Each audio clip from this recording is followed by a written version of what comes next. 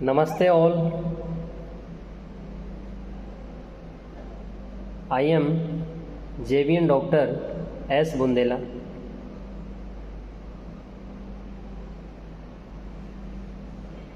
Professor, Faculty of Education and Methodology,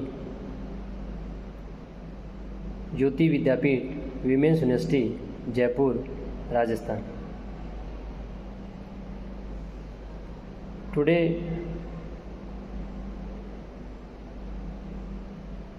date is 19 September 2023 and topic is meaning, definition, nature of pedagogy of civics.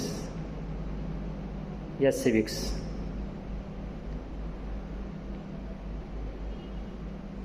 नागरिक शास्त्र.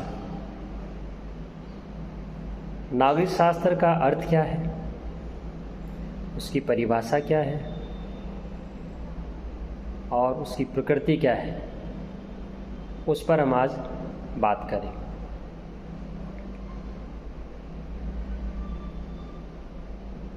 नागरिक शास्त्र social science का subject है, सामाजिक विज्ञान का एक विषय है. ये तो हम जानते हैं कि जो विज्ञान है वो दो प्रकार का होता है, एक तो सामाजिक विज्ञान और दूसरा प्राकृतिक विज्ञान, social science and natural science.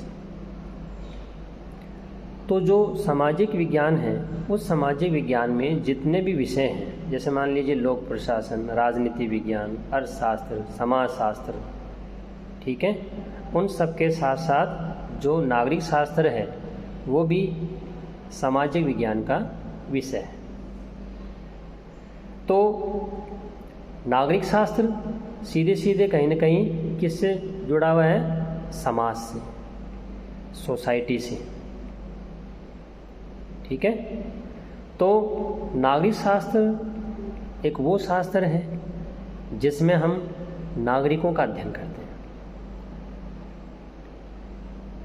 नागरिक, अच्छा नागरिक, क्या क्या उसके मूल अधिकार हैं, क्या क्या उसके कर्तव्य हैं, इन सभी बातों को हम नागरिक शास्त्र में या पेडागोगी ऑफ सिविक्स में देखते हैं. तो नागरिक शास्त्र एक वो शास्त्र है जिसमें आपके किसका अध्ययन होता है,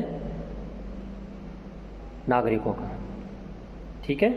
नगर के नागरिकों का जिसमें अध्ययन किया जाता है वो आपके नागरिक शास्त्र है. ठीक है. तो जो सिविक्स है उसका जो हिंदी रूपांतरण अगर हम देखें तो नागरिक शास्त्र होता है. ठीक है.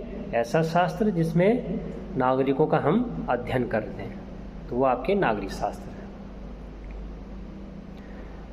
तो नागरिक शास्त्र में हम किस किस की बात करेंगे, भारतीयों को या नागरिकों को जो मूल अधिकार मिले हैं उसकी बात करेंगे, जो उनके जो मूल कर्तव्य हैं उसकी बात करेंगे. ठीक है. और इसके साथ साथ जो राज्य है, सरकार है, उनमें क्या क्या संगठन हैं, उन सब की बात भी हम नागरिक शास्त्र में ही करते हैं. ठीक है. अब नागरिक शास्त्र को हमने बात करी कि भी नागरिकों का एक शास्त्र है जिसमें उसके सभी अधिकार, कर्तव्यों आदि की बात की जाती है, आस पड़ोस की बात की जाती है. ठीक है. अच्छाई की बात की जाती है, वो आपके नागरिक शास्त्र है. अब देखिए, हर विद्वान ने किसी न किसी के बारे में अपने विचार जरूर व्यक्त किए हैं. ऐसे ही आपके नागरिक शास्त्र के बारे में भी कुछ विद्वानों ने अपने विचार व्यक्त किए हैं, जिसमें मैं एक दो विद्वानों की बात करना चाहूँगा जिन्होंने इस पर बात की है. जिसमें सबसे पहले हैं पैट्रिक गेट्स. जो पैट्रिक गेट्स हैं उन्होंने इसके बारे में क्या कहा है कि नागरिक शास्त्र नागरिकता का विज्ञान और दर्शन है। सिंपल सी बात इन्होंने एक लाइन में समझा दी है कि नागरिक शास्त्र नागरिकता का क्या है, विज्ञान और दर्शन है। ठीक है, वही बात जो मैंने आपको बताई थी कि भी नागरिकता के बारे में, नागरिकों के बारे में जाना जाता है। ये तो पैट्रिक गेट्स ने अपनी बात कही, विचार रखे। इसके अलावा आपके जो दूसरे जो विद्वान हैं, ठीक है, वो हैं डॉक्टर बेनी प्रसाद। अब देखिए जो बेनी प्रसाद हैं वो क्या कहते हैं कि नागरिक शास्त्र वह शास्त्र है जो आस पड़ोस की क्रियाओं का विवेचन और अधिकार व कर्तव्यों का ज्ञान कराता है। तो वही बात जो मैंने आपको शुरू में बताई थी, एक तो नागरिकों के बारे में, ठीक है, दूसरा आपके जो उसके कर्तव्य हैं, जो उसके अधिकार हैं, उन सब के बारे में इसमें बताया जाता है। ठीक है, तो घुमा फिरा के जो बात है वो इसी पर आपके आ जाती है। इसके बाद में बात करते हैं अपन कि एनसाइक्लोपीडिया ब्रिटेनिका जो डिक्शनरी है उसमें भी इसके बारे में बताया गया है। उसमें क्या बताया गया है कि नागरिक शास्त्र नागरिकों के अधिकारों और कर्तव्यों का विज्ञान है। तो वही बात आपके यहाँ पर भी इस प्रकार से बताई गई। ठीक है, तो ये 2-3 परिभाषाएं जो मैंने अभी डिस्कस करी हैं उसमें कहीं ना कहीं सब ने एक ही तरीके की बात कहीं ना कहीं घुमा फिरा के बताई है, और वो आपके नागरिकों के बारे में और दूसरा नागरिकों के अधिकार और कर्तव्य आदि के बारे में ही फोकस किया गया है। ठीक है, अब देखिए ये बात हमने अर्थ और परिभाषा को लेकर करी, मीनिंग और डेफिनेशन को लेकर करी।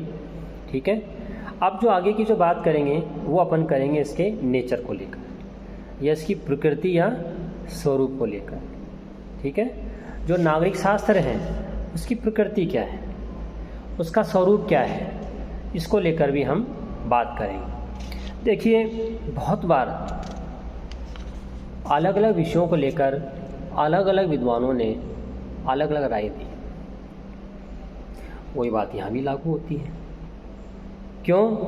क्योंकि नागरिक शास्त्र की प्रकृति को अब तक स्पष्ट नहीं किया गया। क्योंकि कुछ विद्वान तो इसको कला के रूप में, आर्ट के रूप में देखते हैं, तो कुछ इसको साइंस के रूप में, विज्ञान के रूप में देखते हैं। ठीक है, तो जो नागरिक शास्त्र है उसे कुछ लोगों ने तो कला का दर्जा दे दिया और कुछ लोगों ने विज्ञान का दर्जा दे दिया। तो कुल मिला के जो नागरिक शास्त्र हैं वो आपके कला और विज्ञान, ठीक है, दोनों ही प्रकृति को समाहित किए हैं। तो जो लोग इसे कला मानते हैं उन्होंने अपने तर्क दिए, लॉजिक दिए, और जो लोग इसको विज्ञान मानते हैं उन्होंने अपने तर्क या लॉजिक दिए। एक एक करके हम यहाँ उनकी बात करेंगे। अगर मैं सबसे पहले आपके सामने बात करूं कि जो नागरिक शास्त्र है, ठीक है, उसको विज्ञान माना गया है, तो उसके लिए कुछ विद्वानों ने अपने कुछ पॉइंट्स दिए जिसको मैं एक एक करके आपके सामने डिस्कस करूंगा, बताऊंगा। नागरिक शास्त्र के जो विद्वान हैं वो इसको जो विज्ञान मानते हैं, कुछ लोग, उन्होंने पहला ये तर्क दिया कि भाई जो नागरिक शास्त्र है उसमें निरीक्षण संबंधी गुण पाया जाता है। ठीक है, इंस्पेक्शन का, निरीक्षण का, जांच करने का। जैसे हम साइंस में किसी भी लेबोरेटरी में जाके किसी भी एक्सपेरिमेंट को चेक कर सकते हैं, जांच कर सकते हैं, टीचर देख सकता है, ठीक उसी प्रकार से यहाँ भी वही प्रोसेस अपनाया जा सकता है। नागरिक शास्त्र के किसी भी विद्यार्थियों ग्रुप को अगर कोई टास्क दे दिया गया है तो उनकी भी जांच की जा सकती है, उनको भी सत्यापित किया जा सकता है। तो एक तो बात हो गई आपके निरीक्षण संबंधी वाली बात। दूसरी है कि नागरिक शास्त्र में विज्ञान की तरह ही शुद्ध परीक्षण भी किया जा सकता है। जैसे मान लीजिए आपके H+O मिलकर H2O बनेगा, तो यही बात आपके किस में बात कर सकते हैं? नागरिक शास्त्र में भी, सिविक्स में भी बात की जा सकती है। जैसे मान लीजिए किसी टीचर ने, नागरिक शास्त्र के टीचर ने कहा कि साहब धारा 144 का मतलब ये होता है जिसमें 5 आदमी से ज़्यादा इकट्ठे ग्रुप में नहीं रह सकते हैं, तो इस बात की जांच भी की जा सकती है। तो मान लीजिए इमरजेंसी लगी हुई है, धारा वहाँ लगी हुई है, और अगर कोई 5 से ज़्यादा लोग जाते हैं तो उसको तुरंत पुलिस वाले अरेस्ट कर सकते हैं और कर भी लेते हैं। तो यहाँ पर इसकी हम जांच कर सकते हैं, ठीक है। इसके अलावा जो साइंस में वैज्ञानिक पद्धतियों का प्रयोग किया जाता है, एक्सपेरिमेंट किया जाता है, ठीक है, ठीक उसी प्रकार से कुछ विद्वानों का ये मानना है कि नागरिक शास्त्र में भी, ठीक है, वैज्ञानिक विधियों का इस्तेमाल किया जा सकता है, ठीक है। इसके अलावा नागरिक शास्त्र का अध्ययन भी विज्ञान की भांति ही साइंस की तरह ही किया जा सकता है। जैसे हम साइंस में सिस्टमेटिक फॉर्म में क्रम से अध्ययन करते हैं, ठीक उसी तरीके से यहाँ पर भी एक एक बिंदुओं के माध्यम से, एक एक पॉइंट के माध्यम से हम किसी टॉपिक को अच्छे से समझ सकते हैं। और टीचर यही करता है, जो शिक्षक है, टीचर है, वो क्या करता है कि किसी भी टॉपिक को क्लियर करने के लिए एक एक पॉइंटों को, और पॉइंट भी कौन से, सिस्टमेटिक, इन सीक्वेंस में, सबसे पहले इंट्रोडक्शन, देन उसका मीनिंग, डेफिनेशन, ठीक है, और देन एक्सेट्रा। तो इसी प्रकार से आपके साइंस में भी होता है। आप किसी एक्सपेरिमेंट को करते हैं, किसी टॉपिक को डिस्कस करते हैं, तो वहाँ पर भी सिस्टमेटिक फॉर्म में ही चलते हैं। ठीक उसी प्रकार से इन विद्वानों ने भी कहा, जो इसको साइंस मानते हैं, भाई यहाँ पर भी क्या है, एक तरह से आपके क्या होता है, विज्ञान की तरह ही अध्ययन किया जाता है, या विज्ञान की तरह ये नागरिक शास्त्र होता है। इसके अलावा हम बात करते हैं उन विद्वानों की, उन लोगों की जो इसको कला भी मानते हैं। तो कला मानने वालों ने भी 3-4 पॉइंट अपने दिए हैं, जिसमें सबसे पहला उन्होंने क्या बताया कि भाई नागरिक शास्त्र का उद्देश्य क्या होता है, जन कल्याण, ठीक है। तो जैसे आपके कला में जन कल्याण की बात होती है ना, लोगों के भले की बात होती है, ठीक उसी प्रकार से नागरिक शास्त्र में भी कल्याण की बात होती है। अच्छी अच्छी बातें सिखाई जाती है, आदर्श नागरिक की बात की जाती है, ठीक है, आपके कर्तव्यों की बात की जाती है। तो इन्होंने कहा भी हम तो इसको क्या मानेंगे, कला मानेंगे, ठीक है। इसके अलावा दूसरा तर्क दिया कि भाई जो नागरिक शास्त्र है उसमें निर्माण करने की क्षमता होती है। जैसे आपके कला में निर्माण करने की बात होती है, क्रिएशन की बात होती है, ठीक वैसे ही आपके नागरिक शास्त्र में भी निर्माण करने की बात होती है। क्यों? जो समाज है वो समाज अच्छा बने, ठीक है, आदर्श बने, तो वो सब बातें आपके यहाँ पर सिखाई जाती है, बताई जाती है। नागरिकों के लिए कहा जाता है कि भाई आपको अच्छे अच्छे आदर्श या अच्छे अच्छे काम करने चाहिए। इसके अलावा आपके यहाँ पर नागरिकों को अधिकार और कर्तव्यों का ज्ञान कराया जाता है, ठीक है। जैसे आपके कोई कलाकार है, आर्ट में क्या होता है, कोई कलाकार है, तो कलाकार को पता है कि मुझे ये काम करने, मेरे ये अधिकार है, मेरे ये कर्तव्य हैं, ठीक है। कोई चीज़ को कैसे बनाना है ये उसको पता होता है। ऐसे ही नागरिक शास्त्र में भी आपके जितने जो भी नागरिक होते हैं उनको ये पता होता है कि भाई हमको क्या काम करना है, हमारा क्या टास्क है, हमारे क्या कर्तव्य हैं, हमारे क्या अधिकार हैं। तो एक एक चीज़ों को वो सभी तरीके से अपने पास में ध्यान से रखता है, उसको अपनी जानकारी में रखता है। तो ये सभी बातें अपन कला मानने के लिए देख सकते हैं। तो जिन लोगों ने नागरिक शास्त्र को कला माना है उन लोगों ने इस प्रकार के पॉइंट्स के बिहाफ पर अपनी बात को क्लियर करने की रखी, ठीक है। तो जिसमें उन्होंने क्या कहा कि भाई नागरिक शास्त्र का उद्देश्य क्या हो गया, जनता का कल्याण करना। जैसे आपके आर्ट कला में होता है ना, कलाकार अपनी चीज़ को बेचता है, उसका भला होता है, 2 पैसे आते हैं। ठीक ऐसे ही नागरिक शास्त्र में भी होता है, जनता का कल्याण होता है, अच्छी अच्छी बातें सुनते हैं, पढ़ते हैं, ठीक है। इसके अलावा आपके मैंने क्या बताया कि अच्छे समाज का निर्माण होता है, ठीक है, नागरिक शास्त्र में। क्योंकि जब आप सीखेंगे, लर्न करेंगे, स्टडी करेंगे, तो आप अच्छे आदर्श नागरिक बनने की कोशिश करेंगे। इसके अलावा मैंने आपको बताया कि भी उन सबको अपने अपने अधिकारों के बारे में, कर्तव्यों के बारे में जानकारी होगी।